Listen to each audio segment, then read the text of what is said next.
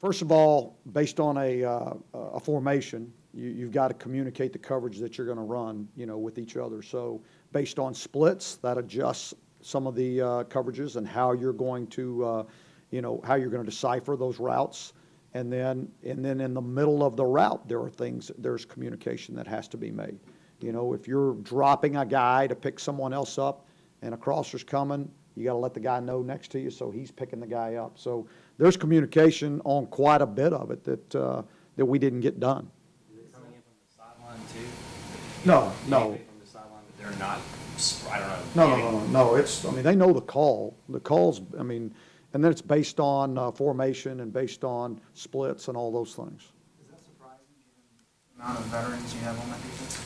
Yeah, and then we got, well, it isn't surprising because, when you go back and look at it and the things that we were having to do to stop all the design quarterback runs put us in some positions where we were going to be a little bit more vulnerable in those areas, and they took advantage of it. I was going to ask you, when you're playing a Heisman Trophy winner, as you said earlier in the week, that he can make you look foolish. I mean, he can do that to a lot of people. Yeah, I mean, but here's what you're doing. You're trying to make sure that on every situation, every formation, you've got guys accounting for him, and you can't just have one guy accounting for him. So, and other than the one that got out down the middle, I mean, we did a fairly good job against the design quarterback runs. We had guys there. Now, you still got to make the play. I mean, there were times where he made a guy miss and picked up yardage, but we had guys there where they were supposed to be. So, I guess there's a difference then in maybe how you would approach not having Lamar Jackson in the backfield. Oh yeah, because that does affect the way you play the defense. It's no doubt about it, because then you may be in different coverages where you're not worried about taking your eyes away from the quarterback. He forces you to keep your eyes on him. If not, if you're just running with receivers and you're not paying any attention to the quarterback, I mean, he'll go 80, 90. I mean, in a heartbeat. You were pretty discouraged Saturday after fixing everything in practice yesterday. Did you come away from it feeling better, thinking that they kind of got it now because you said this is easily fixable? Or is there still a concern that a group with this experience made the number of mistakes they did? And there could there's always concern. That's always concerning to me.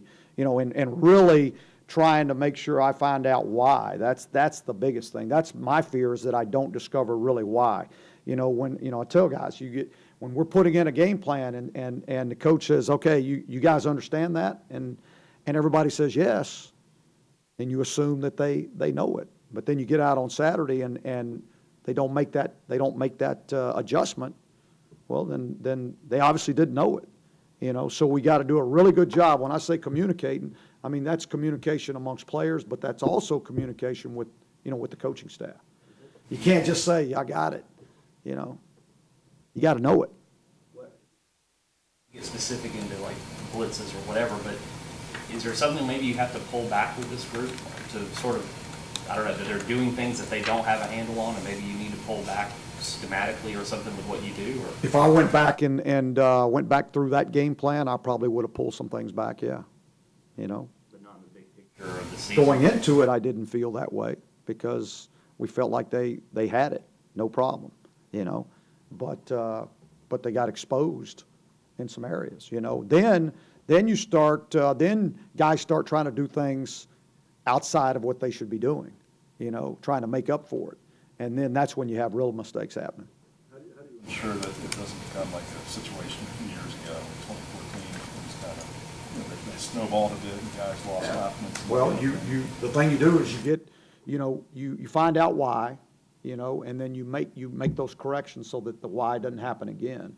And then you hopefully that the guys get better and they gain confidence from getting better at it. So that's the only way I know how to do it. Do you feel like you're better equipped in terms of leadership and having a veteran presence to weather? Yeah, I mean, I'm not going to compare them. I don't know how to compare them to 14 because that's gone. But I can tell you we've got some guys that have been doing a good job of leadership on this football team, and so.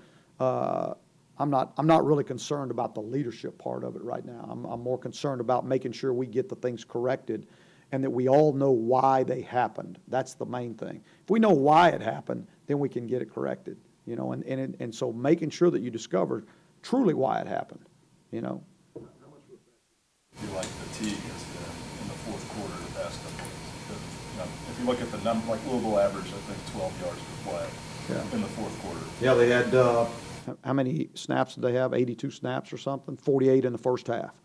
So you got to get off the field. You can't, I mean, we had plenty of third and long situations to get them off the field, and we didn't do it. So you're going to be on the field longer. You're going to be on the field longer. You better be in better shape. So you just got to get off the field.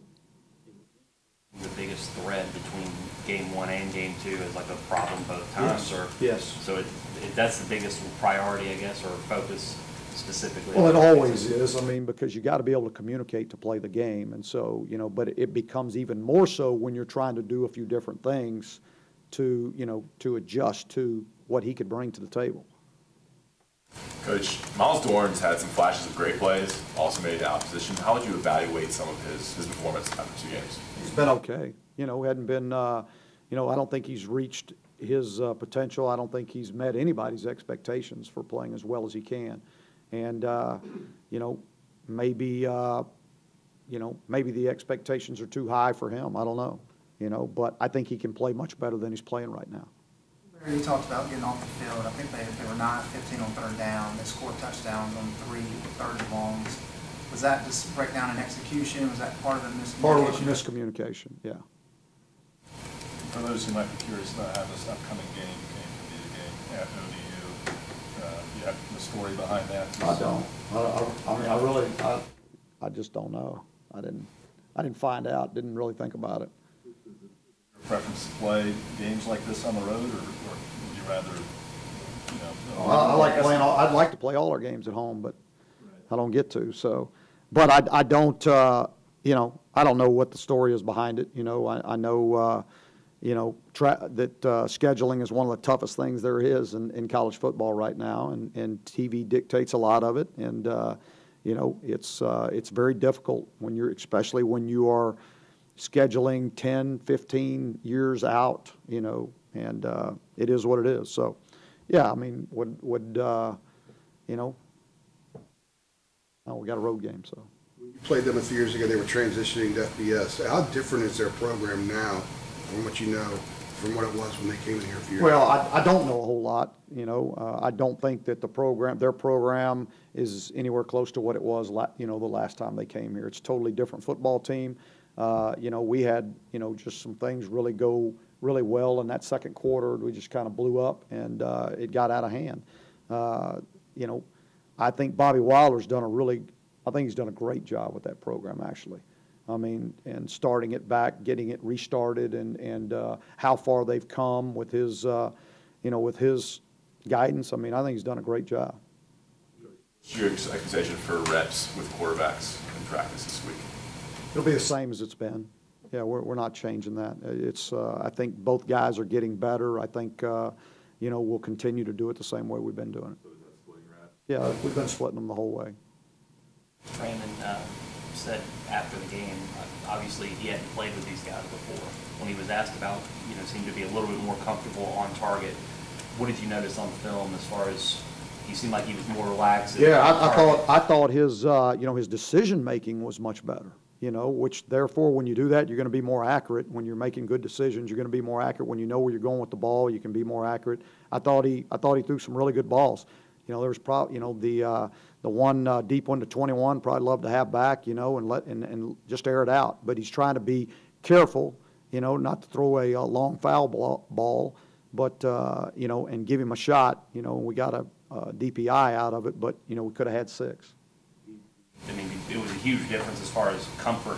Was that obvious, I guess, on the film? Yeah, I think comfort level. I think both those kids, the more reps they get, the more comfortable they're going to be in the system. And so, he's had the fewest reps of anybody. Since he's been here. So we still got a long way to go there. They were both 29 of 37 passing, 3 touchdowns, threw for about 400 yards. Seemed like a very good game for both quarterbacks. Productive, yes. Is that just the comfort level? Is it the game plan maybe expanding any? We really didn't expand the game plan a whole lot. We had a little bit more eye candy in the game than we did in the first one, which in that situation sometimes makes it a little bit tougher for the quarterback, but they both handled it well. I think they did a really good job of preparing. I think they were probably a little more settled in because it wasn't the first game, and they were, just a little more experienced, so they were relaxed a little bit more. I thought their poise was pretty good. There was the one time Chaz, ran around back there, and he wanted to throw the ball away, but he wasn't in the pocket. He wasn't out of the pocket, and he couldn't get out of the pocket. And so he panicked, and didn't take care of the football very well. And so, but again, you hope he's going to grow from that, and he's going to get better. And each and every week, I hope they just get a little bit better, and we get better as a football team. Said after the game that basically revealed his injury, and he said that he felt like he could have played in the second half, and obviously you didn't have any comment on that after the game. Has there been any discussion between you two in regards to that protocol as far as revealing injuries? No, I mean they know what the protocol is, and I'm going to make the decision whether they go out on the field or not. So I mean, yeah, he told me, hey, I'm ready to go, and I was like, great, good, be ready, that was it. That was the whole comment actually. Mine, they had a lot of success on first down. Chaz was 8 for 8, Brandon was 6 for 10, about 100 yards. Is there a common thread there for why they had success on first down? Well, I mean, anytime you can be, you're in normal down and distance situations where the defense is not teed up to rush the passer. I mean, if they've got to defend both the run and the pass, plus we've got some a little more eye candy in the offense for them. I mean, there's more things that the defense has to think about, more adjustments that they had to make. And so, therefore, we were more successful on first down. If we would have probably been more productive, running the football also, we could have stayed out of more third and long situations. I can't. Movement. Yeah, just movement. So motions, shifts, those kind of things, just movement. Just anything that you can, the defense has to think about and have to adjust to. Guys on the team from Florida, if any of their families had to be evacuated, or have you talked with any of them? Yeah, I talked with every single one of them, individually about their families and what their plan was and all those things. And we, there were only a couple guys that said, my dad, my mom's coming up, my dad's staying. He said he's not messing with it, and I mean, so most of them got out of there, like Donnie Miles' family down in Miami. They were here for practice yesterday. They hung out, so from what I know right now, all of them have been safe and there haven't been any issues. Now, I don't know what they're going to go back to, but they're safe. Evaluate the running game on film, particularly when the line was having the issues that was having. Yeah, I just, I don't know that we were effective enough, efficient enough. We had some good runs. We had some things that were good, and then we, there were too many times that were just, one block, one just a little bit of movement away from having a really good run, and we don't get it done. So, again, the continuity there is important, always is in the offensive line, but we don't have it right now. So we got to make do, and we got to find a way to make it happen. On the film, then, sort of to clarify, then, is the continuity on the line, the reshuffled line, is that a bigger factor as far as the ability to run as opposed to the efficiency of the and now what I was proud of those guys when we had to shuffle them up and put some, is that they did a good job protecting the quarterbacks. There were not times that I felt like we had a lot of pressure there. So I was proud of them for that fact, but they've got to be more effective running the football. How did J.J. grade out this? He graded out well. He actually did. So we were proud of him. He came in and cold and did a nice job. I mean, all the snaps were good, that's number one, and you don't take that for granted. Somebody showed me a clip of Mississippi State and whoever they were playing. Yeah, so don't ever take that snap for granted now. You're going in to score, and now you're kicking a field goal from 97 yards back. So, we don't ever take that for granted. So he did. He came in, and he was level-headed. He communicated well. He made good snaps. I mean, so we were proud of him for that, yeah. Field goals. There have been a couple situations where you could have settled for 46, 47-yarders, and you haven't. What is your confidence level in Freeman right now? It's fine. I mean, he had the one that he pulled in that first game, but I know we could have kicked it, but in the situation that we were in right then, I just didn't. I felt like the best thing to do was to go for it. Yourself 4-2, Coach. Any early frustration amongst your team that you sense right now being 2 weeks in 0-2? Not from my team. For me, I'm frustrated, you know, but not for my team. I mean, yeah, they're disappointed. They wanna win. They work hard to win football games, you know, and winning is not easy. We say it all the time. Winning's not easy. You got to do a lot of things to win, and you can't take them for granted. Nothing. And so that goes down to the finest details. You can never take anything for granted. And you know, we gotta keep just keep plowing, keep working hard, and good things are going to happen. Appointment in the defensive front's ability to get pressure last week against Cal. Were they any better Saturday?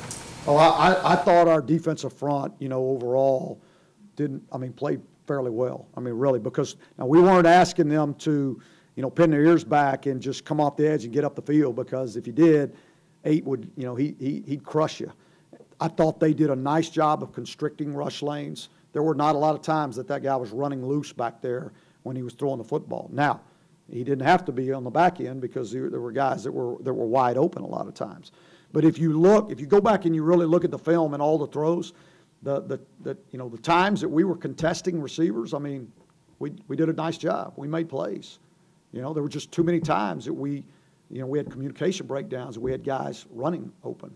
In situations like these, do you involve yourself more with the defense? No. No, I'm not. I mean, they know what I expect. You know, I'm not going to go in there and say, hey, you need to run this, or you need to try this, but I go in there and I listen to every issue, and I watch every snap with them, and we talk about what the problems were and why. Again, why is the key word for me. I want to know why it happened, you know, why something broke down. And then as long as we know why, we can get it fixed, you know. Mine, do you see what Louisville's offensive coordinator saw, and are you able to impart some of that onto JP and the staff over there? Yeah, there'll be times where I'll say, hey, this is why they're attacking you this way. You know, this is what I think they're seeing. You know, yeah, I talk about that all the time with our guys. Had a better game, obviously. Did you see that separation on tape that they created, the jump from game 1 to game 2? Yeah, you had guys. I mean, especially, you know, I'll say, Prohl and Thomas Jackson and even Anthony Ratliff and the young kid Daz Newsome. I mean, they all got better. You know, I mean, Prohl is the most experienced route runner we have. I mean, and he's going to run good routes, and he's going to create separation. But you start seeing Thomas Jackson on the touchdown down there, and the way he set the defender up, you know, okay, now they're starting to get this about how to use the leverage of the defender against himself, you know, those kind of things. So, you know, slowly we'll just keep growing in that area. Have you rescheduled anything with Michael Jordan after he had to postpone the early? I have not talked to Michael. I know that was a lot on his plate for between, you know, his family and his wife's family, especially. I think she's all from the Miami area, and I heard they have like 30-something people that they were trying to get out of that area, you know, to safety. And so, you know, all I cared about is that, you know, he was safe and his family was safe. So I'm sure it'll happen again.